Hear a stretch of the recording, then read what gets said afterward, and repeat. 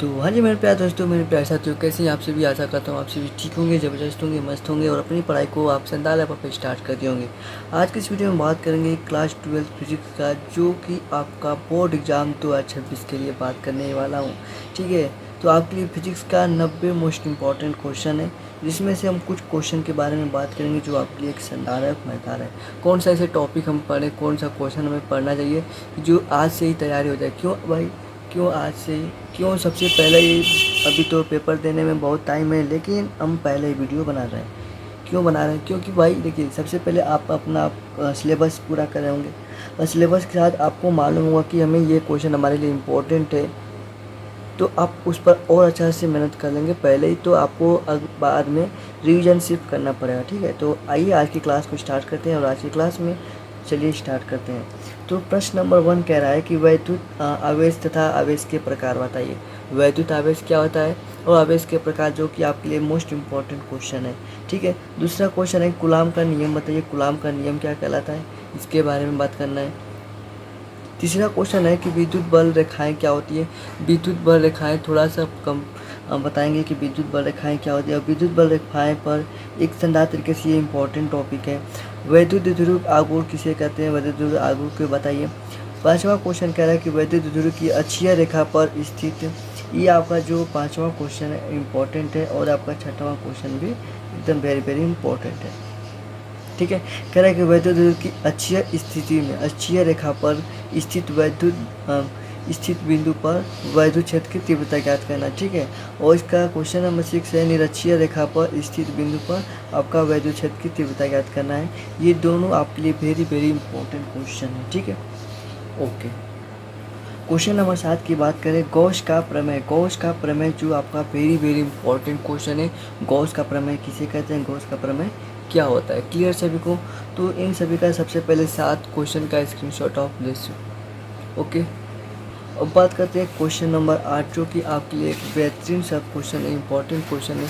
तो सभी लोग क्वेश्चन का आप ध्यान से देखिएगा। ओके, क्वेश्चन नंबर 8 करा है कि अनंत विस्तार के रेखीय आवेश के कारण विद्युत क्षेत्र की तीव्रता ज्ञात करना है।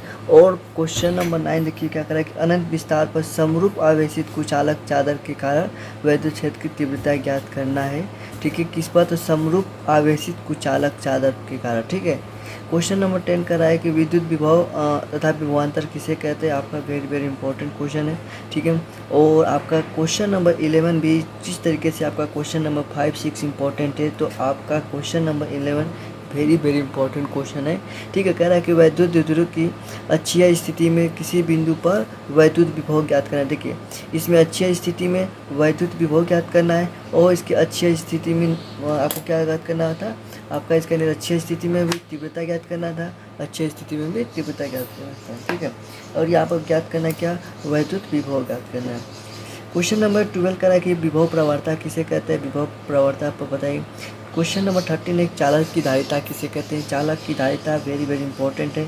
14 नंबर कह रहा है कि संधारित्र क्या होता है, इसके बारे में बताइए, जो कि ये भी आपका बहुत इंपॉर्टेंट है। ठीक है, क्वेश्चन नंबर 15 की बात करें तो संधारित्रों का संयोजन, ये भी आपके लिए इम्पोर्टेंट है। ठीक है, क्वेश्चन नंबर 16 यानी कि 16 की कह रहा है कि विद्युत धारा क्या होता है, और भी इसके बारे में भाई डिटेलिंग से आप पढ़ लीजिएगा। ठीक है, ठीक है, ये आपका MCQ से भी क्वेश्चन, इसमें बहुत इंपॉर्टेंट ये चैप्टर आपका टॉपिक है। ठीक है, क्वेश्चन नंबर 17 कह रहा है कि विशिष्ट प्रतिरोध अथवा प्रतिरोधकता किसे कहते हैं। विशिष्ट प्रतिरोध और प्रतिरोधकता क्या होता है, इसके बारे में आप बताएंगे। ओके, चलिए 18 नंबर क्वेश्चन देख लेते हैं, विशिष्ट चालकता किसे कहते हैं। विशिष्ट चालकता क्या होता है, विशिष्ट चालकता का परिभाषा बताइए। ठीक है, इसका मात्रक भी पूछता है, ध्यान दीजिएगा। इसका आपका जो बीमा भी पूछता है, तो ध्यान दीजिएगा। बीमा भी आपका हर एक टॉपिक का, कोई भी टॉपिक पर रहें, हर एक टॉपिक पर आप उसका बीमा भी आप अच्छे तरीके से पढ़ लीजिएगा। ठीक है, आपके लिए बेहद इम्पोर्टेंट होगा बीमा के लिए,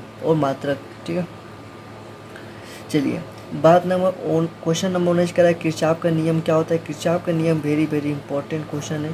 ठीक है, और आपका और भी वेरी वेरी इंपॉर्टेंट कह रहे हैं कि बायो-सेवर्ट का नियम, जो कि वेरी वेरी वेरी वेरी और कहे तो इम्पोर्टेंट कह सकता हूँ।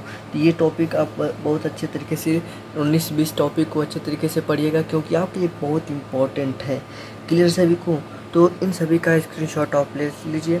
ठीक है, तो आज की इस वीडियो में बात करें सिर्फ 20 क्वेश्चन।